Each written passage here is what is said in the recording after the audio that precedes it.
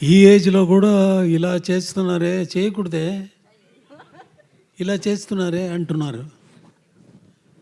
ఈ ఏజ్లో చేయకూడదే, ఎలా చేస్తున్నారు అని అడిగితే పర్వాలేదు. చేస్తున్నారే, ఈ రోజులో కూడా చేస్తున్నారు అంటే చేయకూడదా? మా వాళ్ళే అప్పుడు వీడు వంశీ ఒక గ్రూప్ ఉంది, వీళ్ళందరూ నా కంపోజింగ్ రూమ్ ముందా ఒకే గలాట చేస్తూ ఉన్నారు. అది ఇక్కడ మాట్లాడడానికి నేను రాలా, మాట్లాడడానికి ఏమీ లేదు. నేను చేసిన పని ఈ పిక్చర్లో ఉంది.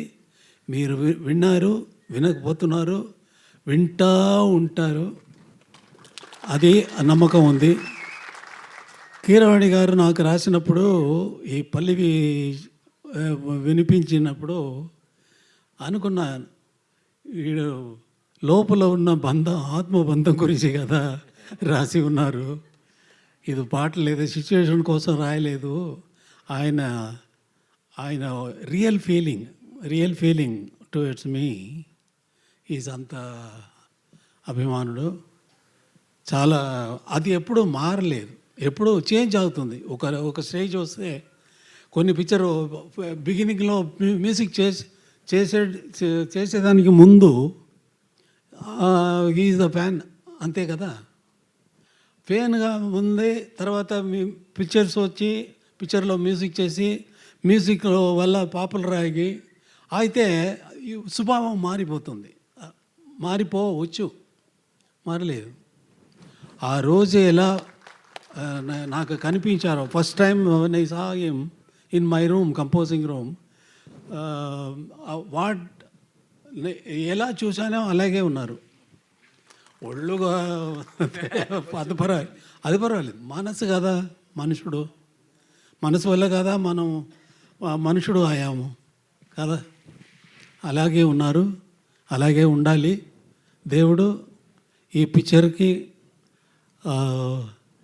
ఆశీస్సులు అందరికీ, దీంట్లో పనిచేసిన, ఈ పిక్చర్లో పనిచేసిన అందరికీ నీ లాంగ్ లైఫ్, ఫేమ్ అని ఇవ్వాలని కోరుకున్నాను, అంతే.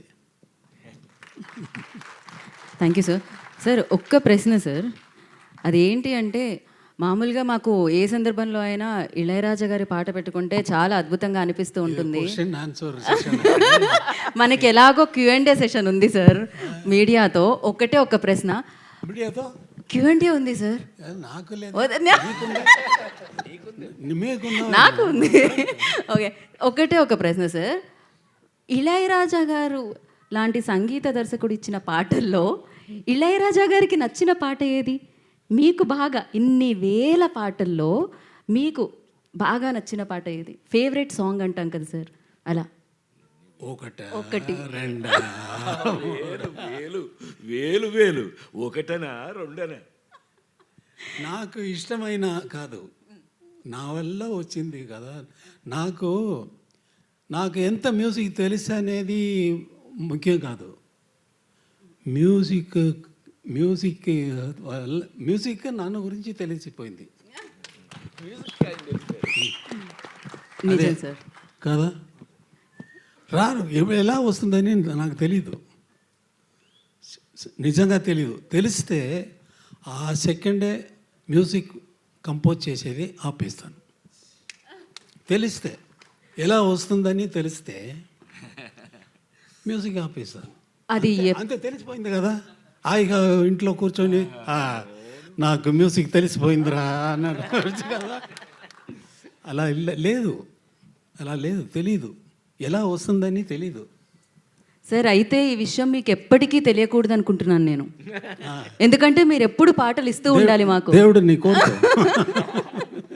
Thank you. ఇందాకే అన్నారు స్వామి అని పిలుస్తాము అని చెప్పి, నిజంగానే ఆ స్వామి దర్శనం మాకు ఇన్నేళ్లకి వేదిక మీద లభించింది. Thank you so much. So మీ పాట ఎప్పటికీ మాతోనే ఉండాలి అని మనస్ఫూర్తిగా కోరుకుంటున్నాము. For more videos like this, subscribe Big TV channel.